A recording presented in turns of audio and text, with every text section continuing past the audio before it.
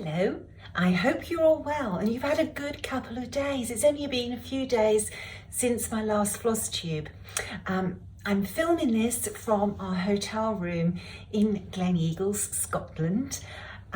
We're having an amazing time.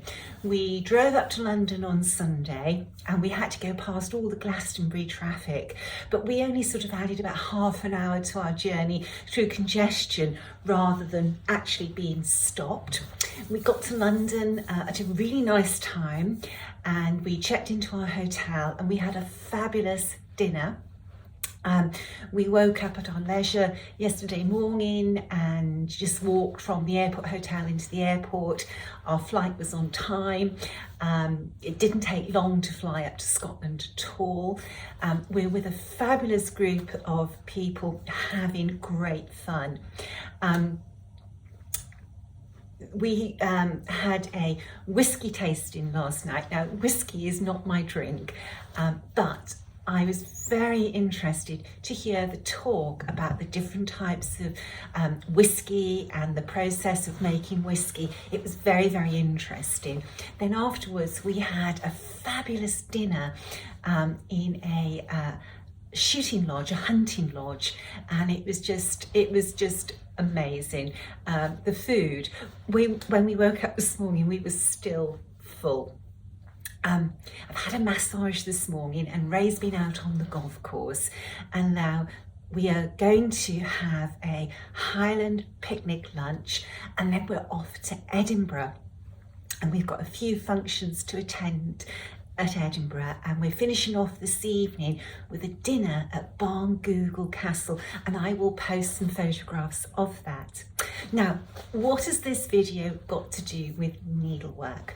Well, I could not come to Edinburgh without bringing this sampler with me.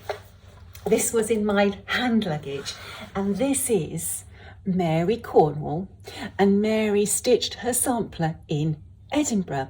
She's put EDIN, and then she's put a little R just above to symbolise Edinburgh. And Mary stitched her sampler in 1827. For those that follow me on social media, you will recall when I was stitching this model, but I had to save it up for this visit to release. We were meant to come on this trip last year, and it was the week that the Queen died, and it wasn't felt appropriate to come up because of the Queen's death in Scotland, which was absolutely the correct thing to do. So I've been saving this little sampler for some time. Now, Mary is available today on my website as a PDF and as a booklet. And you can purchase as a booklet from stores around the world. Now, Mary has some really interesting stitches. She worked cross stitch over 2 threads and over 4 threads as well. No over 1 on this one. It's either 2 or over 4. And over 4 works up so quickly. There is a little bit of over 1, and that's just her name. Sorry about that. The other stitches that she used are backstitch, alternating double backstitch, Algerian eyelet, and 4-sided stitch. Here are those specialty stitches. So you've got Algerian eyelet, you've got alternating backstitch, and this stitch is joyful to work and so easy. And that is the stitch diagram, which if you follow as I've laid it out, will work up again very, very quickly. 4-sided stitch and backstitch. Now, Mary was acquired in the United States. Sometime she had ended up in the States, and Lisa Brown charted her and I stitched her for my red room. So beautiful. Mary was stitched using a Verosoir Soir 103, and the colour was 523. And in the booklet we give you conversions for Soir d'Alger and for DMC. we stitched the model on 56 count, but the original sampler was stitched on approximately 25 count linen. If you stitched her on 28 count linen, she would be 7.29 by 11.93. If you stitched her on 36 count linen, she would be 5.67 inches by 9.28. Or if you stitched her on 46 count linen, she would be 4.43 inches by 7.26. Lovely, lovely size for a sampler wall. We used Muddy Duck from Tabby Cat Linen, and we felt this was a very, very good match to the original sampler.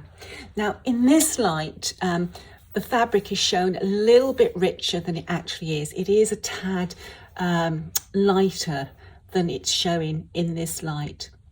I love how Mary has recorded her family initials. I love that about Scottish samplers. So much to take the eye here. Really, really pretty. There's the cross stitch over 4 threads at the bottom. Now, we think we found Mary. Now, Scottish records are not the easiest to research because you literally have to pay for every single record that you view. And of course, when you're researching, sometimes it's a process of elimination, so the cost can really run away with you. But